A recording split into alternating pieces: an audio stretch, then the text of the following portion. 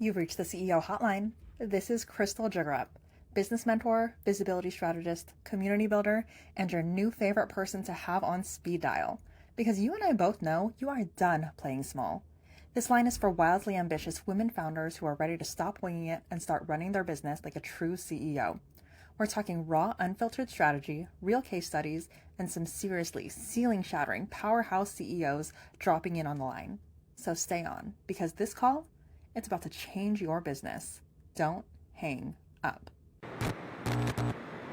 Listen, we are just diving into it today. Okay, we are immediately diving into the deep end. And I grew up always saying that it's not about the money.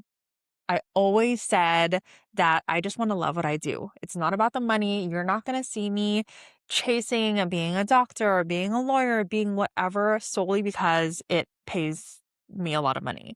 I always known since I was a kid that I wanted to just pursue my passion. And I've always had this incredibly profound belief that if you do what you love, the money will follow. And there is still a part of me that believes that fundamentally, but there's so much more to it than just that alone of pursuing your passion, of just doing what you love. There is so much more strategy and logistical need involves if you are running and building and growing a business. And this is what this episode is going to be about today.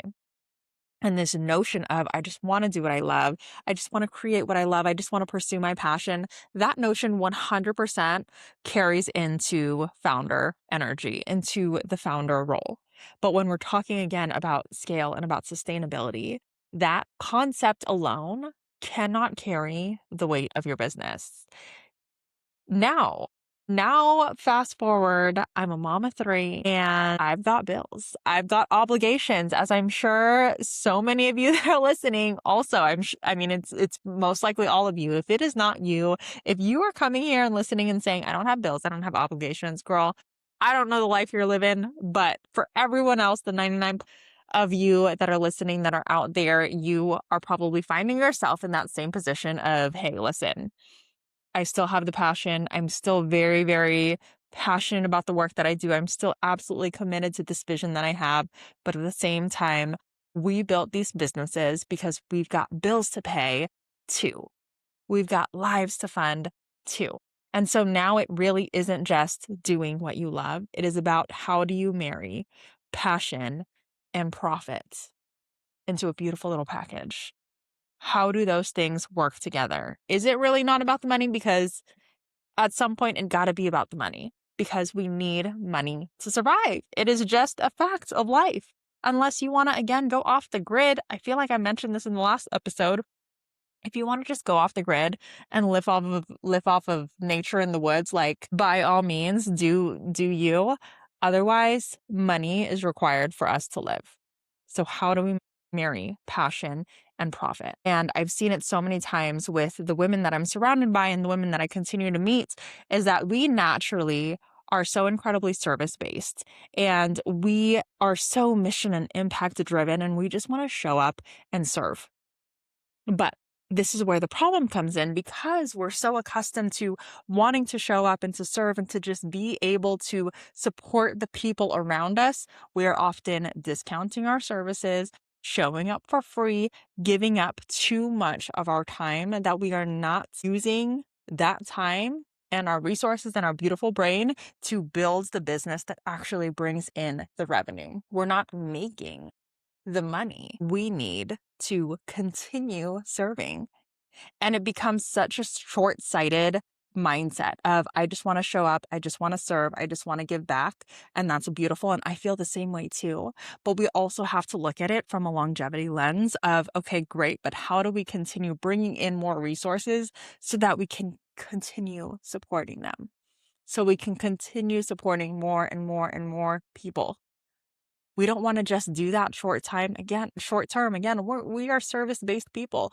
We want to be able to show up and support. But if we are doing it to the point where our business doesn't sustain for more than a few months, for more than a couple of years, then we are ultimately doing both ourselves and the people we serve a disservice. there's this narrative that wanting more money is greedy, right? Especially if you've grown up with more traditional, reserved households where we just need to be grateful for the things that we have. And if you're wanting more, if you are craving more, if you wish that you had more money, if you see yourself comparing yourself to other people on social media that are living these extravagant lives and just wishing that you could live their life for one day, then you are labeled ungrateful.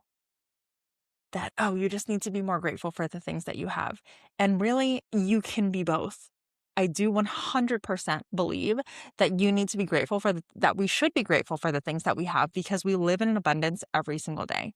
And there's abundance in the little things. Abundance doesn't always mean the grand gestures, the grand lifestyle, the big mansion, the fancy cars, the fancy clothes, all of those things. There's abundance every day. I feel abundant every day with the love that I have at home, with the fact that we have food to eat, with the fact that we have clothes to wear and my kids are growing like crazy, and that we continue to make sure that there are clothes on their back even though their bodies are just like drastically changing year after year after year. Unlike us, where it's like our clothes can maintain us for a few years, right? If you get decent quality clothing. But for kids, they grow out of it so quick and there's so much abundance. And I'm so incredibly grateful for that.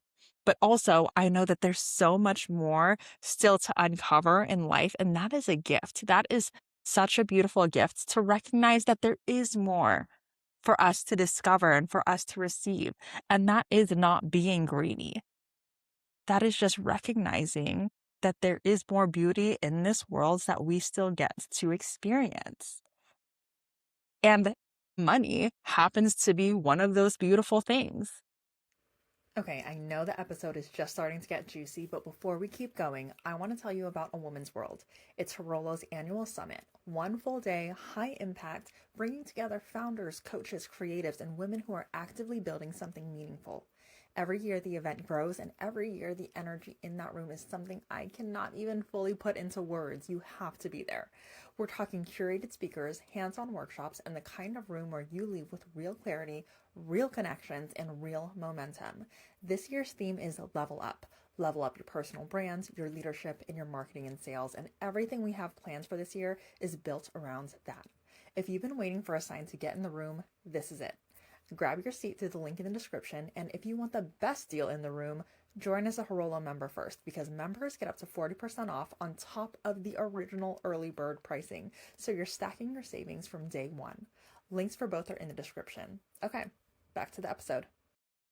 Having money or wanting more money is not a greedy thing, especially when it comes to women wanting more money.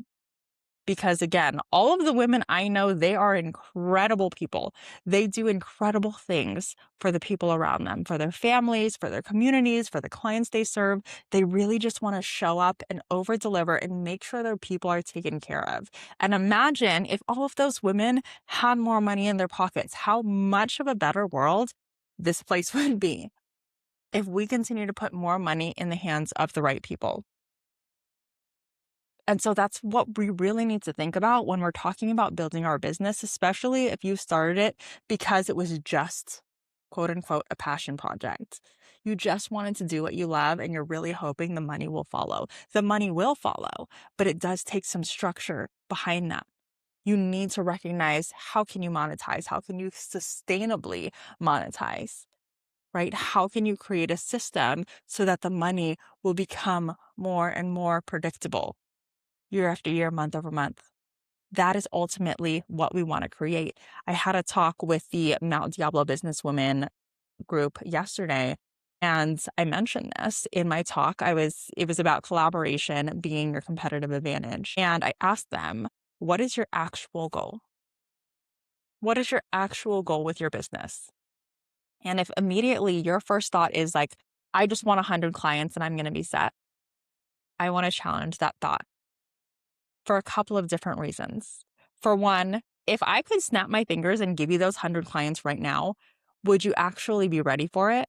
I had a mentor ask me this once, and very much me being my naive self was like, yeah, no problem. If we got 100 members tomorrow, I would just have my VA on board them and we would be good. We would be set. No way in heck would we have been ready enough at that time to be able to sustain those members. Sure, maybe the money would have come in at that time, but I guarantee you majority of those members would not have stayed at that time because we wouldn't have been able to offer the value and to be able to coordinate the support for that large of an onboarding at the time that question was presented to me. And so I'm presenting that question to you as well. If you had 100 clients today or 100 customers today, could you actually support it? Do you have the systems in place to support it? Do you have the logistics in time to support it? And more importantly, do you have enough time to allocate to serve those clients? And if you are a service provider and you're working with clients one-on-one, or maybe you have more intimate groups, you have some kind of group coaching program that has some kind of limitation because it requires a certain amount from you, really think about what that would look like. Because yes, we're building businesses and we want to be really successful, but ultimately at the end of the day, we didn't build businesses for it to completely take over our lives and burn us and run us to the ground. For it to basically just take up every single flexible moment we have in the day and to consume us, to consume our thoughts, to consume our minds. Sure, maybe you'll have a really healthy bank account, but would your mind be healthy? Would your body be healthy? What would that actually look like? And so when you set these goals for yourself of what you want your business to look like, you also have to think about what you want your life to look like. I think people often try to separate them like a business is completely separate from your personal life. It is so incredibly intertwined. It is so incredibly intertwined. And you ultimately want to be creating the business that supports the lifestyle that you want to create. I was on social media today, actually, and I think I ran across like 2 different posts of amazing, successful women that had knocked it out of the park and that had created these really amazing, successful businesses in a short time frame and either sold it or just made a ton of money. And then at the end, found themselves wanting to burn it all down, found themselves burnt out, depressed, just alcoholic, doing all of these things just to cope with this quote unquote dream business that they created. Because ultimately the goal that they had set for themselves was so superficial. Of right, I just want to hit the $1 million mark. I just want to hit 100 clients. I want to hit 100K months, whatever it is. What are you actually willing to sacrifice to get there? And I don't mean this in like, are you willing to do the hard work? Because yes, it takes hard work. I mean, are you actually willing to sacrifice your health, your sanity to do that? You have to take these into consideration of what does it actually mean to you to be successful, to create a successful business? How much time are you willing to allocate to serving your clients, to showing up to build the community, to hosting the event? All of this takes a lot of hard work. And so when it comes to figuring out what you want your business to be structured as, these are the things that you want to think of. We have, so many women, again, that want to be able to just like offer pro bono work. And I'm not a stranger to that. With our community, with Horolo, financial accessibility is a huge value of our community. That is one of the first things that I thought about when building the community of I want to create something that is accessible. And I still believe what I believed then of women shouldn't have to feel like they have to spend tens of thousands of dollars just to get an ounce of support. That is like the foundation that Horolo was built on. And that's something that we're going to continue on for years and years and years. I've also been telling people that I have taken on the mindset of like the owner or the founder of Costco, where he is like, don't you dare change the price of the hot dog. That's how I feel about our membership. And it's not because the value is not there. It's because I believe in accessibility. And there's so many of you that are like, I just want to be able to support this person. I know they really need help and I just want to offer my time. And you can do that. But if you are doing that, you have to account for it in different places. If you want to make sure that you have 20% of your time, whatever it is, that you offer pro bono, you're not charging anything for, maybe you have some kind of like sponsored tickets for your event, you have to accommodate that accommodate for that in other areas. So maybe creating something high ticket. This is what I have, right? We have our low ticket membership, and then I have my high ticket coaching because there needs to be some kind of balance. And I found myself, sometime last year, well, really building the membership. I knew if this is ultimately going to be sustainable at a low ticket price, we need to get quantity in. It's what makes sense for the company. But what makes sense for me financially and from a standpoint of needing to make a living, I also need something to balance that out. And that's where the high ticket coaching comes into play, right? And I get to serve people on these different levels. And I found myself in the community, in our different mastermind calls, at these different events, having these one-on-one conversations with so many incredible women, or in our group calls, and hearing the challenges that they might be facing and the challenges that they're actively navigating. And we're all actively navigating challenges, and wanting to be able to pour so deeply into every single one of them. But ultimately knowing, like, if I do that for every single woman in our community, I will burn myself out. And the price that they're paying right now, it's kind of like, it's mind-blowingly low. And not because the value isn't there, but it's just because I so deeply believe in accessibility for my fellow women entrepreneurs. If you're not in the community yet, get in the community. But I also knew that there was so much value that I could offer, and I couldn't just burn myself out for the women in our community. I had to create something new within my offer suite to be able to deliver on that, and to be able to scratch that itch for me, of me knowing that I was feeling called in this direction to be able to support people on a deeper level. Right. So I launched this one-on-one coaching offer, and I've since increased my prices because I recognize how valuable my time is and how much I cannot be spreading myself so thin and undercharging. I need to be able to charge more and really recognize the value of my time in order for this to be sustainable. I started my coaching practice at literally 1111 was my first container price, and now it is 5,000 starting if you pay in full for 6 months. And even that, I think, is on the lower end for a lot of private mentorship. But right now, I am content with where that pricing is, and it's giving me a nice balance. So I want you to think about that too, of what are your current price points? What is your current offer ladder? Of how many people are you bringing in into these lower ticket offers, into your free sessions, into your free offers, into whatever it is, and how many people are you bringing into the higher ones? Into the higher price points? And is there a balance there that could actually sustain the life that you want to create, and also ensure that you are honoring that commitment of wanting to be of service to the people around you? I recently created something because offer suite and brand ecosystem is something that I talk about with my clients all the time, all the time. If you've never heard the phrase brand ecosystem, it really is how all of these different parts of your business work together.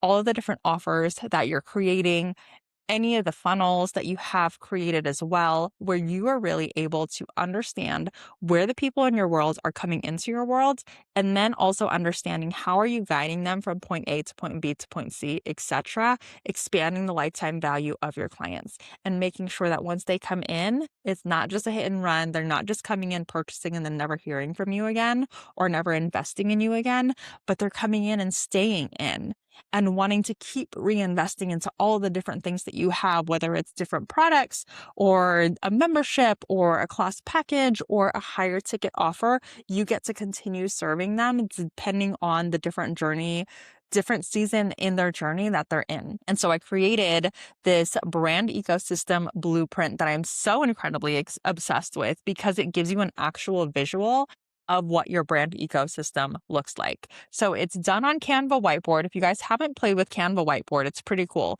This is my first time actually creating something on there because I wanted something a little bit more interactive with Notion. If you don't already know, I am obsessed with Notion. I have everything on Notion, and I will most likely be talking about that in more episodes to come. But right now, this dashboard or this blueprint is created on Canva whiteboard, and it allows you to really like move pieces as if you were on a regular whiteboard. So in this blueprint, it has a little visual map of what your offer suite looks like. So let's break that down a little bit of what would be in your offer suite. So you should have some kind of signature offer, right? Your core offer, your hero product, whatever it is, this is going to be really what you are known for. And really where majority of your clients are in or majority of the revenue is coming in from. This is your offer. Then you have your upsells and then you have your downsells.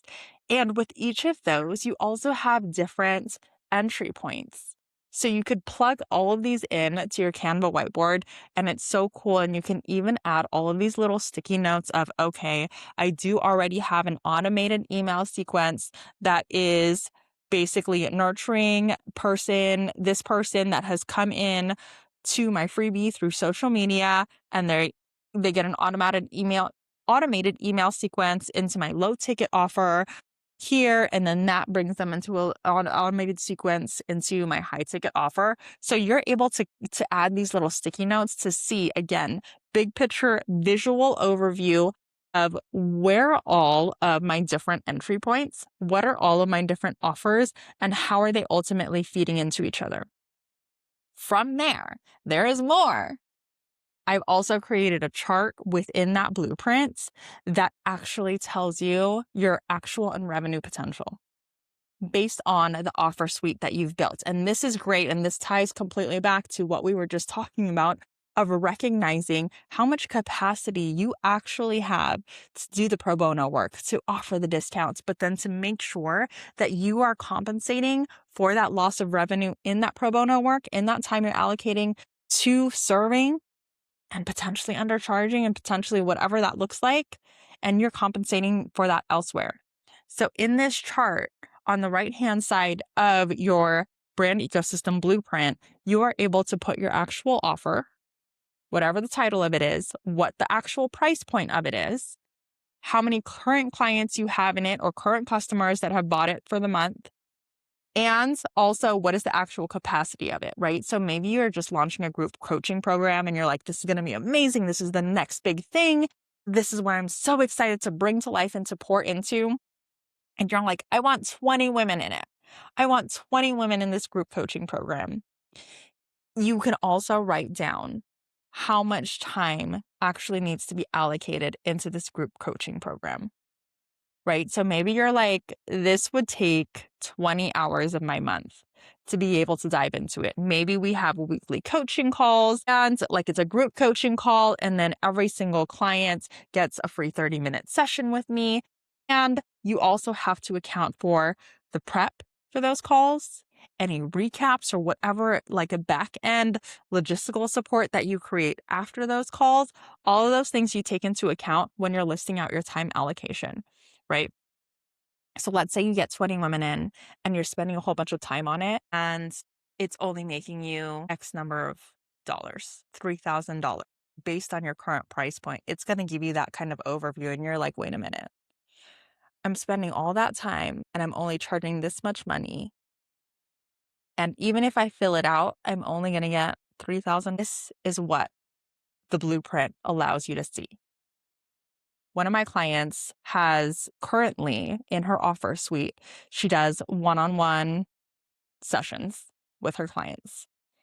She's a licensed therapist. She offers one-on-one therapy sessions, and it is not something that is currently lighting her up. It is not something that currently she feels very fulfilling, and she is wanting to remove that from her offer suite. And that's very much possible. And I'm not going to encourage her, no, you need to stick with it because it's what's bringing in you revenue now. But because of this chart, she's able to say, okay, she is able to actually take on 10 clients. She has the time capacity for that. And if she filled up all 10 slots, it would give her $10,000. I'm just making these numbers up. I don't remember what the actual number was. Right now, she has 5 clients in it, $5,000 a month. She could potentially make $10,000 from this offer, but she wants to get rid of it altogether. Okay, so now what? If she's going to get rid of that, we need to figure out how to compensate for that. We need to create another offer that can either replace that or make even more than that. And this is what you need to think about when it comes to your offer and where your time is being spent, right? if I'm going to continue spending time on my low ticket membership, I need to bring more women in there. And I need to bring more people, more of a team into it to support me with my time allocation, because otherwise it doesn't make sense for my capacity. And this is why a lot of community organizers, community hosts, community leaders, they tend to have a higher price point, because they're not really looking, it's not necessarily for the quantity of people that they're bringing in, and that makes sense, right? They don't want to have to serve tens of thousands of women. They want to serve 50. They want to serve 100 and cap it at that. So there needs to be a certain price point for it to make sense for them financially, and for the time that they're able to actually allocate towards it. So I'm really excited about this new offer. If you are interested, if you've been waiting for something like this where you just need a big picture overview, and maybe you're also the type of person that is constantly getting all of these new ideas of new offers that you want to create, this is going to be such a great filter for you to say, okay, where does it actually fit into my brand ecosystem? How much time would it actually require of me? Does it make sense with the price point that I currently have? How many people would I need to sell it to for it to actually make sense? This is going to be the tool that you're going to be able to come back to keep reiterating, to be able to track your monthly revenue, your targets, and your actual revenue from this different offer suite. It's only $47. And again, it's a tool that you will continue using. So I'm going to make sure that is linked in the show notes. I'm so excited for it. It does also come with a Loom video that actually walks you through how to use it, because I know me just talking through it probably didn't give you enough of a visual, since there's no actual visual with this within this podcast. But I am telling you, it is amazing. I love it so much. I'm using it on a monthly basis to track where I'm currently at and how many people I have in different offers, and what my actual target revenue is with each offer, and how far, like if there's a gap there of where I'm at and where I'm hoping to be. And then that allows me to also redirect my efforts of, okay, this is completely being sold and that's wonderful, but also more time needs to be spent marketing this, because this is ultimately where we want the bulk of the revenue to go.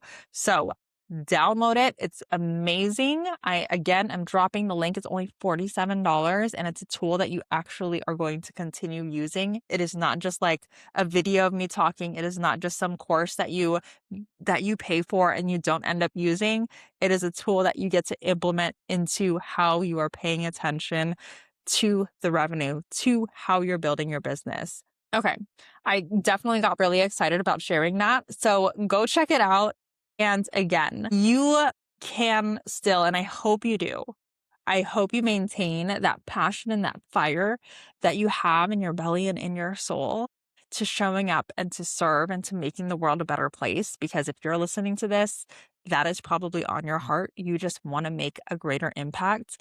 But I hope that you take away from this episode that also there is money to be made, that you are deserving of making that money, and that we get to be intentional of how that money is coming into our business.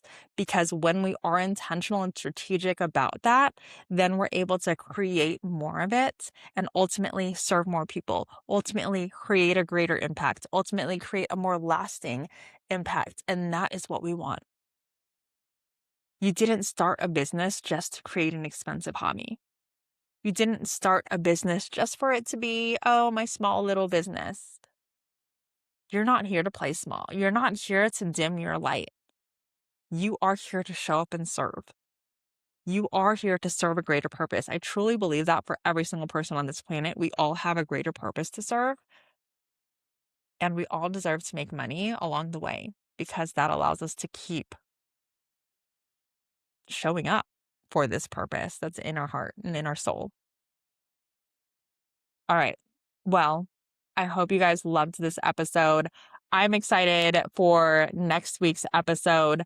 I've realized I don't have like an actual formal ending for how I'm going to end these episodes just yet. I feel like there was always a specific way I ended it in the past, and I usually had a lot of guests in the past. So I'm going to figure out what my new key signature sign off is going to be for this episode. In the meantime, make sure you're following. Make sure if you have listened to the episodes already, go ahead and rate this episode. It would help out so much. Go onto YouTube, subscribe, connect with me on social media. I am Krystal J. My DMs are always open. I love, love, love connecting with new people and having the conversations. Let me know what hit you, what resonated with you, how you're feeling in terms of how you've been pricing out your offers, what you've been thinking about your offer suite and what you should be adding into it or potentially removing. This is the support that I offer my private mentorship, where we really dive into the nitty-gritty of it. Of what are you creating? Why are you creating it? How is it ultimately serving your ideal audience? And also, how is it serving the bigger picture of what you're wanting to create for your business and for yourself? So if you're looking for that kind of mentorship, send me a DM. Let's chat. If you're not part of the community yet, join the community. Find us on Instagram. I'm also available in those DMs as well. So many amazing things on the horizon. Oh my gosh. And of course, have to plug this in because our annual summit is coming up September 12th in Berkeley, California. It is a full day experience from 10 a.m. to 5 p.m. with highly curated lineup of speakers, workshops, and activations. And this year's theme is level up your personal brand, your leadership, and your marketing and sales. So really stepping into the CEO, right, of how you're leading, of how you are making sure that the way that you are showing up in your daily life in your business represents truly who you want to be, who you see yourself as your highest self in the next 5 to 10 years, and how your marketing and sales is going to reflect that to create the business that ultimately you want to create. Everything that we've been talking about today, right? So if you haven't gotten your tickets, grab your ticket ASAP. And if you decide to join as a member, you get up to 40% off your ticket. No brainer, win-win. I will see you next week.